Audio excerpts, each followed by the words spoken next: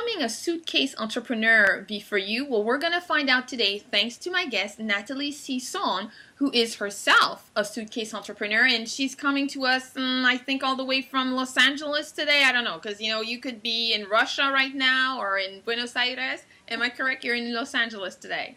Yeah, I'm in Los Angeles. I just got back from New York and I was recently in Buenos Aires. So, yes, you've caught me, which is a lucky thing to do.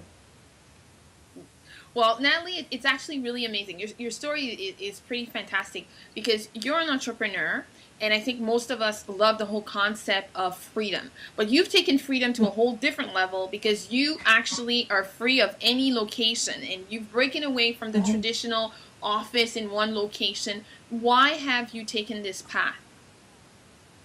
Yeah, really good question. I mean, I have a big love of travel. I've been traveling since the age of 2, according to my parents. And so for me, travel's been an inherent part of my life. But it was really when I left New Zealand back in 2006, I packed up my life into a suitcase, just one suitcase.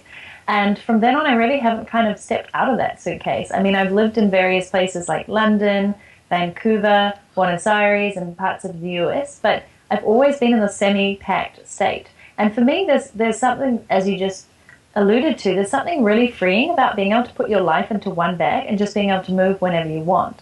And it's not for everybody, but I really love that minimalism aspect, that I can just have the flexibility to move and that I don't own so much stuff that weighs me down. It's really freeing. And so, do you ever miss home? You just said that you're from New Zealand and you packed your stuff in 2006, but I mean, this is like 4 or 5, no, 5 years, 6 years. Like, do you miss home? I really don't, which sounds odd. I mean, New Zealand's a paradise, and I have to say I'm going home for the first time in 5.5 years in August. I'm going back for a trip to see the Rugby World Cup and see my family and friends. But I don't miss it, I think, because I live there for a big part of my life, but I've been traveling so much. For me, home is wherever I am. So the whole world is my home in many ways. And I like the challenge of that. I feel I settle in very quickly into places. I like that I get to discover new destinations, new people, new cultures, new languages. So I certainly miss aspects of it and my friends and family, but luckily I get to see them from time to time because they're traveling around as well. And thanks to technology, really, you're just a Skype Exactly. conversation away from friends and family.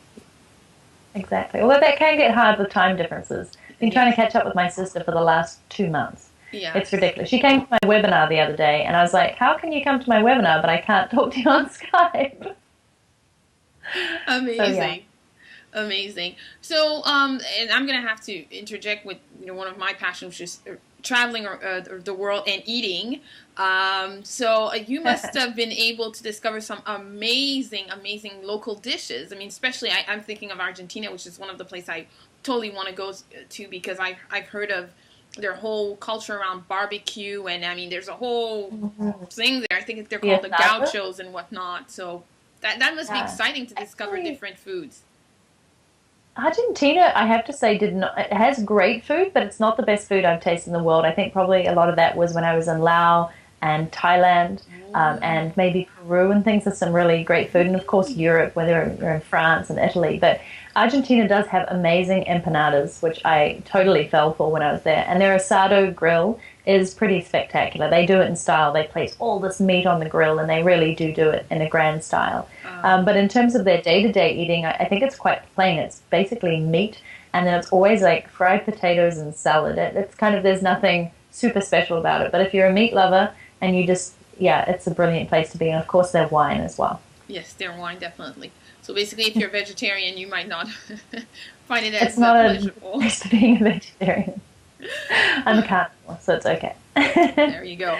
Well, as a suitcase entrepreneur, I think it's safe to assume that your business is online. So, are we talking here about online platforms, so different websites where you generate your revenues, or are we talking about you being a consultant or a coach?